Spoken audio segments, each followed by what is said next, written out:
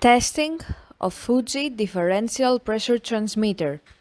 The transmitter has been set to a calibration range of input signal from 600 to 0 mm H2O.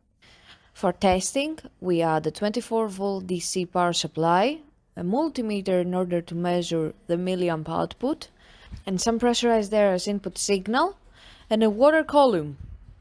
By manipulating the input signal, we see that the unit reacts accordingly, and at 600 mm H2O, the output is 4 mA, and at 0 mm H2O, the output is 20 mA.